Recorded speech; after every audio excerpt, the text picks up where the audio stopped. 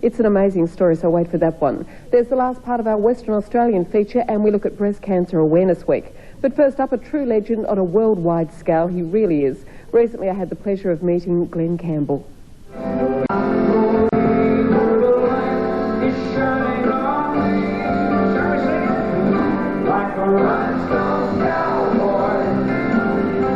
Glenn, just before we welcome you to Australia and have a bit of a chat with you, you've got to explain the glitter on your face, because everyone's going to think there's something wrong with our cameras. I got it's from my kid. He's 6 years old, and he had this glitter on, and it got on me. My daughter and I were horsing around. See, that's me. Isn't that gorgeous? 6 years old. A 6-year-old fan. But he had all these on there. It was inside the letter like it was glitter. So isn't that wonderful? Oh, his name is Daniel. Oh, yeah, he's coming to the show tonight. Okay. I like the young fans. Now, he's 6. What age were you when you first picked up a guitar? I was about probably 4 and a half, 5, somewhere along in there. Where were you living? Where did you grow up? Down in Arkansas, down in the bottom country. I'm one of 12 kids. We were sharecroppers. 12 children. Yep. It was a big shock. I never knew what it felt like to sleep alone until I got married, Wendy. It was... Okay, now... a fairly hard road to the age of 14 when you left home, and then the career began. It did.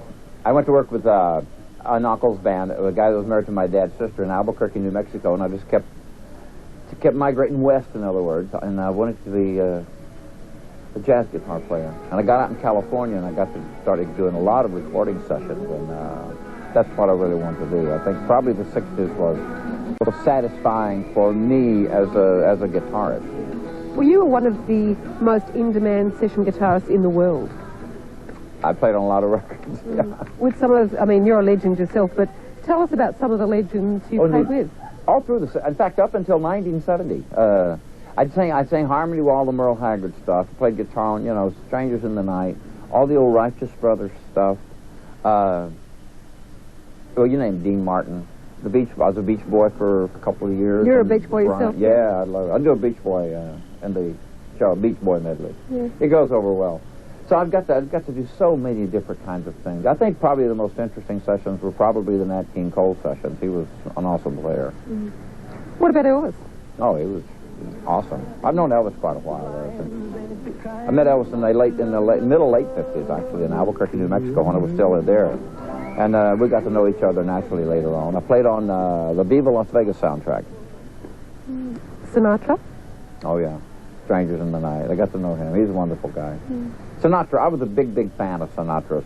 In Albuquerque, they had a horn band, like 8 pieces in the rhythm section, and they did a lot of the Sinatra stuff. And they had arrangements on All the Way and Learning the Blues. So that's the 2 Sinatra songs I used to do. In fact, I later recorded them with Nelson Riddle. Okay, your first big hit. The first big hit was a thing called Turn Around, Look at Me in 1962. But it was a regional here, a regional there, and it didn't get up probably in the 30s. But the song has lasted all these years anyway. And in fact, the Bee Gees covered me in Australia on Turn Around, Look at Me.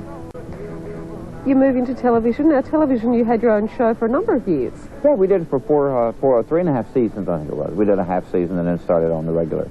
Oh, it was awesome. That's amazing, the power of television. That really is, because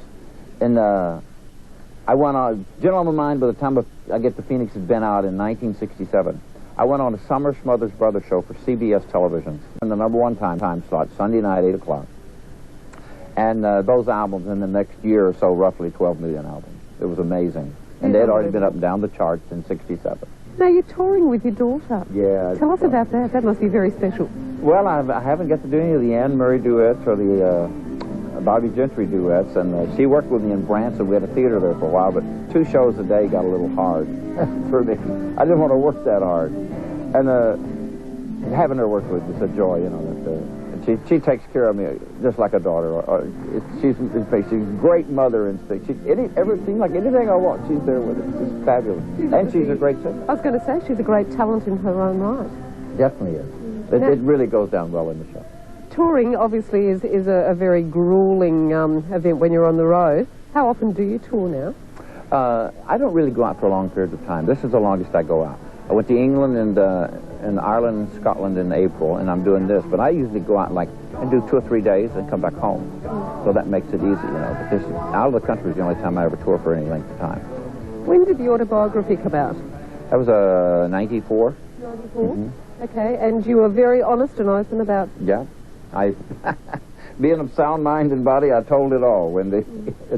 You know, I'm not proud of a lot of things I did, but then again, I'm not proud of some good things I did. So it all comes out in the wash. It's how you end up that counts. Absolutely. I think it's not all the rough and grinds and the head bumping you go through on the way. But I'm sitting in a very sound space in my life now, and thanks to quitting the alcoholic 12 years ago, cigarettes 7 years ago, I'm singing better than I've ever sang. I'm feeling better than I've ever felt. Maybe it is better. Older is better, reckon. I know older is wiser. We haven't got a lot of choice, have we, though? No, we don't. But anyway, we'll say it's better, definitely. It's a process. Just in closing, Glenn, and we wish you every success for the tour. I've heard the shows are fantastic. Can't wait to see it myself. And I know this will sound like a stupid, girly question, but what was your favourite hit out of all your hits? What was the favourite? I think probably the affected my life more than anything was probably Rhinestone Cowboy, you know. Wichita Lineman would have to be the ballad, the Jimmy Webb song. Are you a Rhinestone Cowboy? Nah, no. I had been on a horse that's true grit.